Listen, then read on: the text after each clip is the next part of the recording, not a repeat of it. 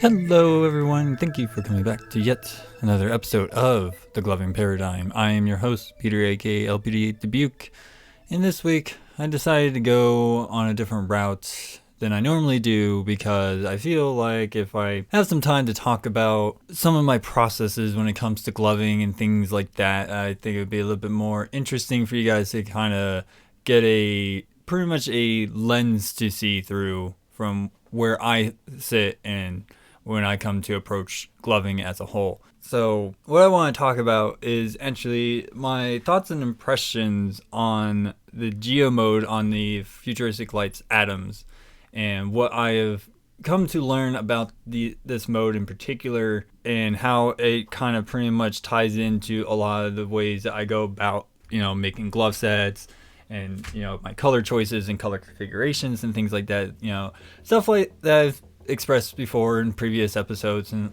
different ways of how I go about it. And the main reason why I kind of want to go over what I've pretty much been working with when it comes to that glove set in particular is I find the dynamics that the accelerometers actually bring to the lights really do lend to a very particular way of how you have to think about your selections and your configurations and your programming all together in that sense. I know a lot of people might sit here and think, well, you shouldn't really put that much thought into it. It shouldn't be really that hard. That's not what I'm getting at.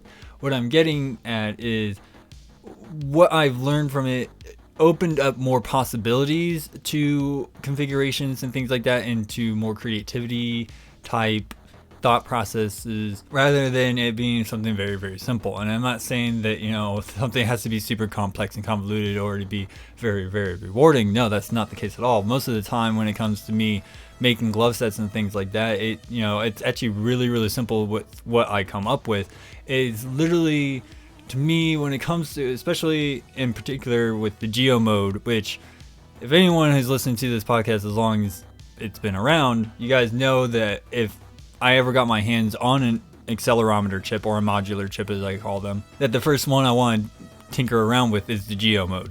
The main reason is because ever since when the Kinects first came out and they introduced the Geo Mode, I was instantly wanting to get my hands on them because I just like the whole idea that the colors are changing based on the direction that they're facing. Whether they're pointing up, facing forward, or pointing down, it changes their attributes. And that's something I've always wanted to play around with because I feel like you just have so many opportunities and you have so many avenues that you can actually explore and delve into in this sense. And I will certainly tell you from my experience of playing around with the Geo Mode on the Atoms, I really, really, really like Geo Mode. I think it's probably one of my favorite modular sets or modular modes out there that really adds to the whole experience in the show just from my time playing around with them. Okay. One of the things I definitely want to express to people is that when it comes to me and my color choices and things like that, it's not necessarily like a theme, but in a way it does take on a theme. So the color configurations that I went with when it came to the Geo Mode is I chose the colors purple, white, green, blue, and those are the 4 colors I chose, right? And what I like to do is I like to have, it kind of have this blending of the theme of the colors I'm using, which is those 4 colors. But when you look at individual lights on my hands, they're going to have different configurations. Now, I will certainly say, maybe my ring and index finger will actually have the same configuration, or my ring and middle finger will have the same configuration, whatever the case may be. Yeah, you'll see situations like that when I create glove sets, and that's just kind of things I like to do. You don't have to necessarily just have it that kind of setup, but, some people like that setup. Other people really just like having the simple 3 colors on all 10 fingers and having that super clean look, and I totally get it.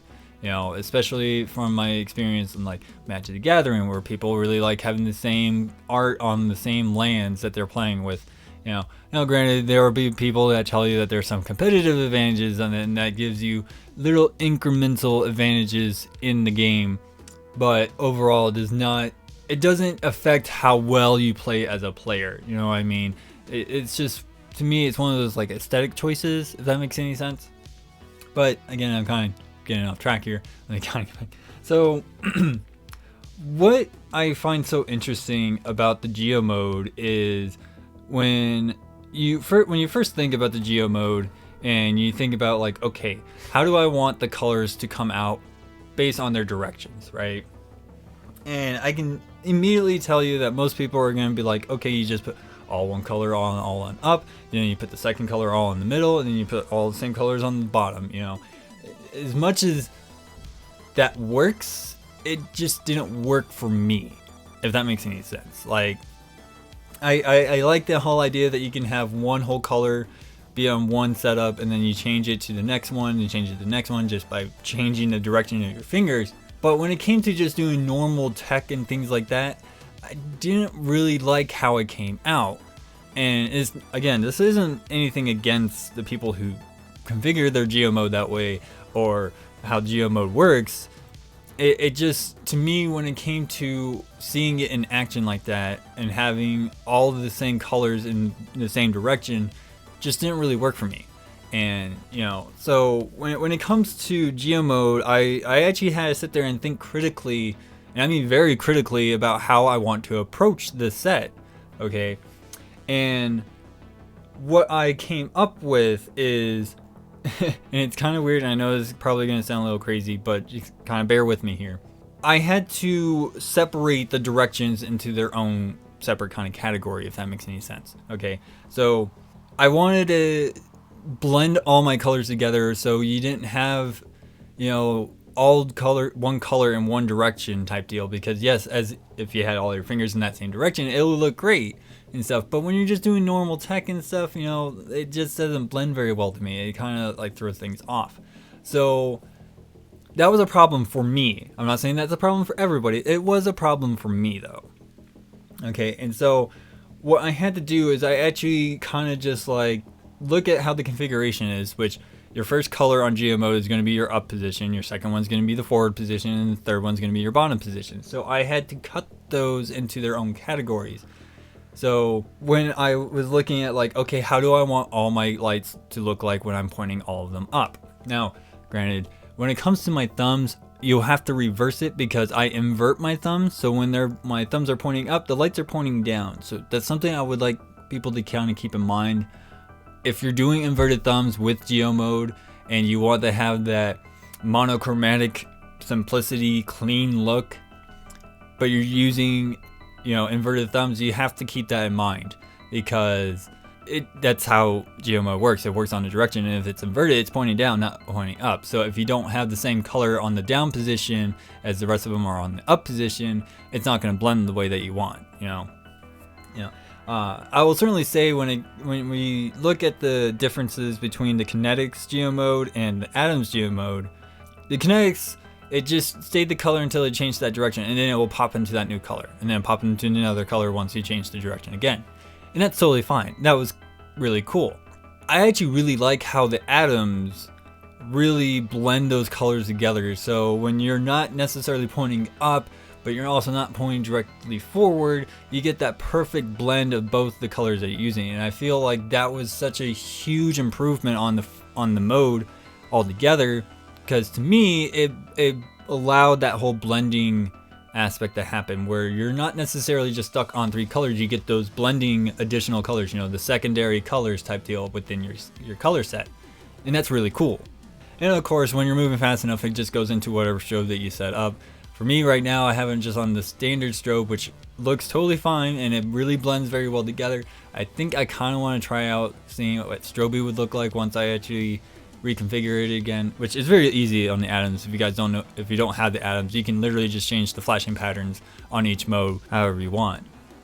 So that's totally fine. But getting back to the part at hand, when it came to me thinking about how I want the colors to look like when they're in their positions, what I came up with it kind of makes me feel like it's an akin to like the Amazing Lights Trinity set, which, if you don't know what that is, it's a really old programmable set that allowed you to program up to 3 colors, 3 sets. You know, so Trinity makes sense, right? You know, you get 3 color sets within one glove set. You know, that was the idea.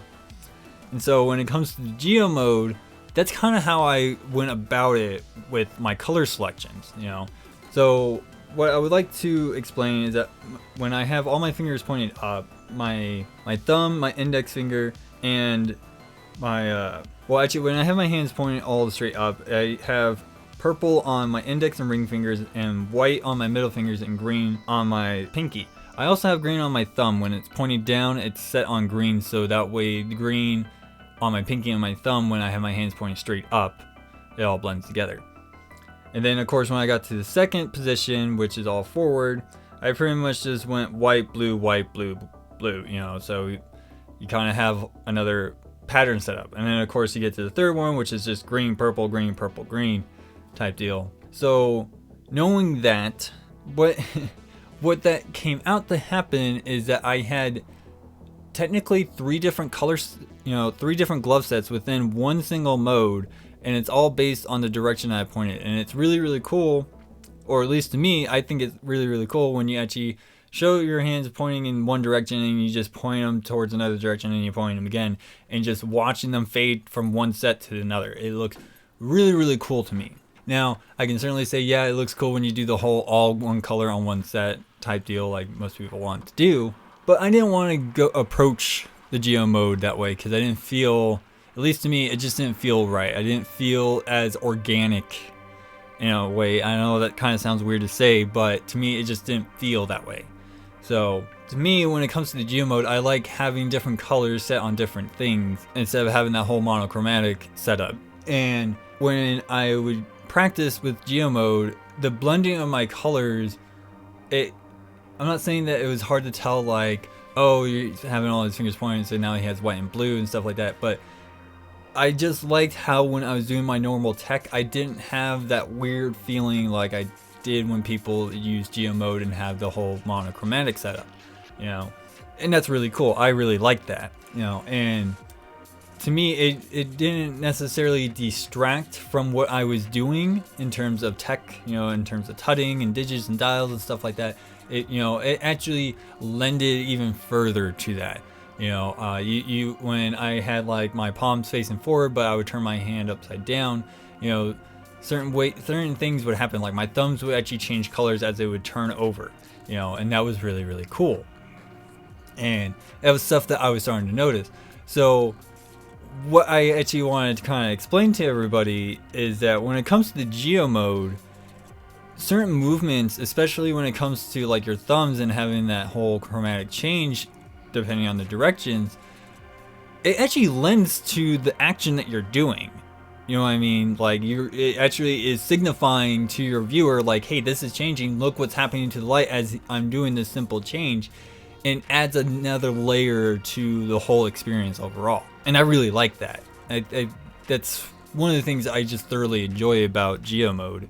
And you know, so what are my thoughts and impressions about Geo Mode? Geo Mode really, not only does it lend to the whole directional tech type setup and understanding and kind of thought process when it comes to gloving, but it actually adds to your motions, and it actually adds to the maneuvers that you're actually pulling off when you're actually just like rotating something 180 degrees. So instead of being face down, it's face up, or face up to face down, whatever the case may be.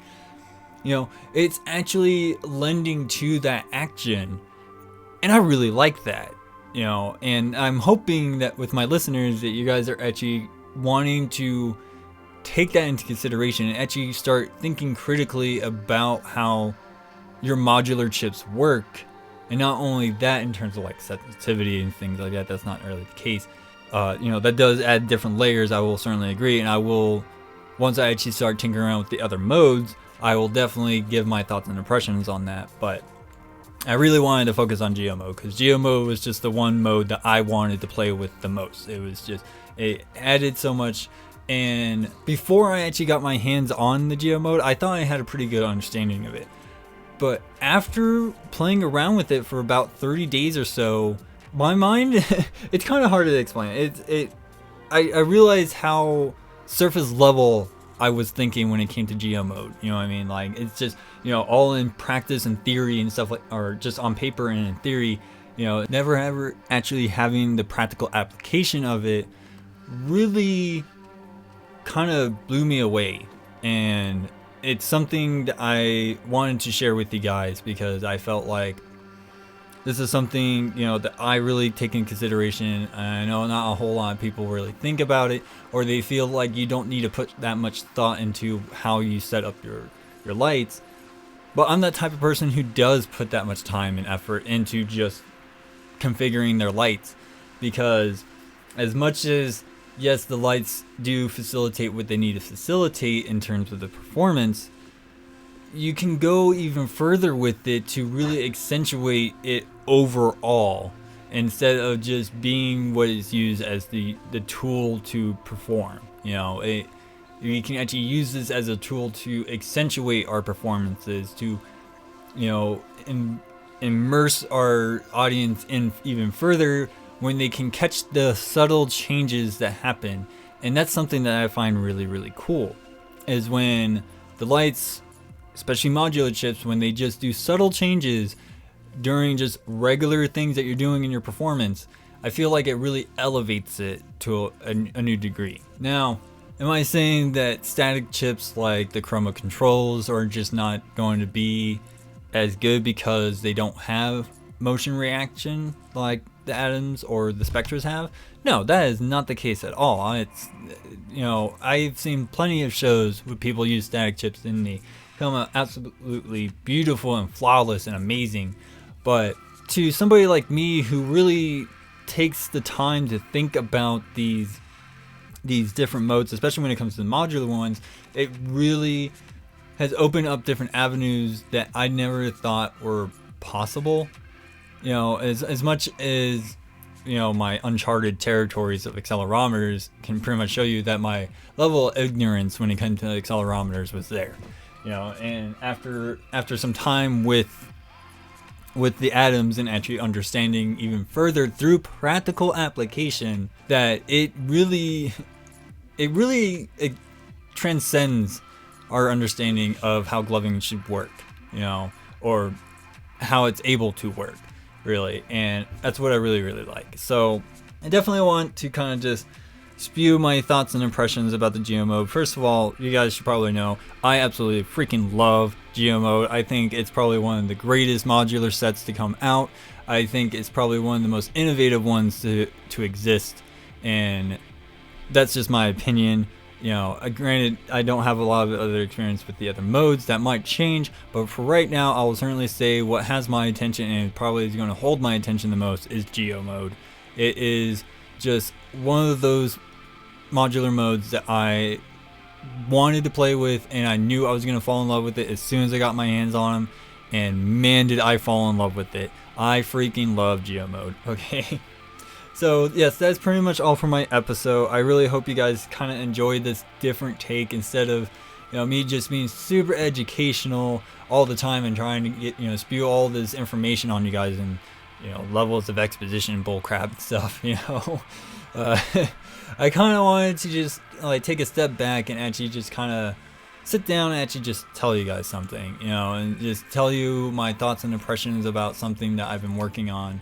And, I felt like that might be a nice little change of pace for everybody, instead of me just spouting constantly of all this information that you should know about gloving. I just kind of wanted to be quote unquote real for a moment here about something that I just wanted to express, and I really hope you guys did enjoy this episode. I really had to sit here and think really long and hard about how I was going to present this and how I was going to talk about it. And it's just like, what? Screw it. Just throw the script out, just sit down and just spew it out and let people know.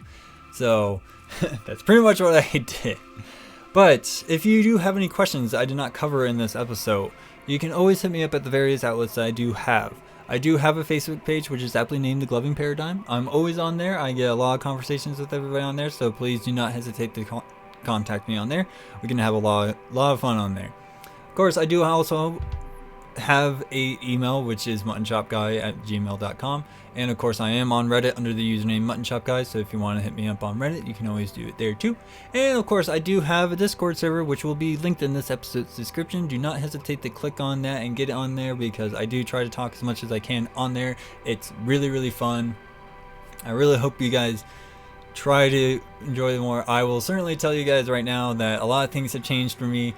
So my availability has become wide open after realizing things were happening at work, and basically realizing that they were cleaning house and it was time to get out of there. I've been with enough companies in my life that I can see the writing on the wall, and the point where it's like you get out and you need to get out now. And so that's what I did, is I left. And so does it suck? Yes, it does kind of suck, but you know what? I've been actually kind of not been happy where I was, and it was actually putting a lot of stress on me and this podcast and things like that. It was actually becoming very, very difficult to actually balance everything. Like, I was literally, I would post a question early in the morning, and then during my breaks, I would be sitting there trying to have conversations with the people about the topics I want to talk about. And I'd be burning my breaks and my lunch and all that stuff, just trying to keep up. And then when I get home, I'm sitting there bouncing between walking my dog and having dinner with my husband and living my normal life, while also trying to get these episodes compiled together and get them going. However, I will certainly say, with my availability being wide open for the time being right now, that I will actually be able to dedicate more time to you guys. So I do hope that you guys do kind of work with me here, kind of bear with me here. I know a lot of things are changing and stuff like that. I am strongly considering opening a Patreon, because a lot of people have told me, hey, you got a lot of listeners, you should probably do it. What's the harm in doing that? I just don't know what I can do in terms of perks, and I kind of want to know what you guys think. So I will be asking here pretty soon, a legitimate question about Patreon and what kind of perks you, as people who are potential patrons, would want from me as perks. Because I know you can't just open a Patreon and not give people things back when they do it. I will certainly say I have considered and would like to do, if I actually go through with opening a Patreon, a monthly giveaway for my patrons. Whether it be the futuristic atoms, or the ions, or even Amazing Light's chroma controls, or the spectras and stuff like that. I would like to do something like that, to not only get a little bit more support, to actually let me do this more full time instead of having to work full time somewhere else in order to support this. But I also want to have ways to really give back to the community, because in all honesty, if it wasn't for you guys actually really spreading spreading the awareness of my existence of this podcast to the community, I wouldn't be where I am right now. And I do want to once again express my humble thanks for you guys to actually show your support and show that you guys actually like what I do, and I would like to see where I can go from here. I am planning on, again, getting those interviews in. I already got another one for a couple other things. I have that concept showcase series that I've been thinking of, and I do want to hear what you guys want to think. Should I start with liquid? Should I start with tutting? Which ones would be the perfect one to start first for all the newcomers? I would love to hear what you guys have to say. But I rambled on. We're going over 26 minutes. I should probably stop at this point. But once again, thank you guys so much for listening. Thank you so much for showing your support. This show will not be possible without you. So thank you so much. I absolutely love you guys. But I am your host, Peter, aka LPD8 Dubuque, and I'll see you guys all next week.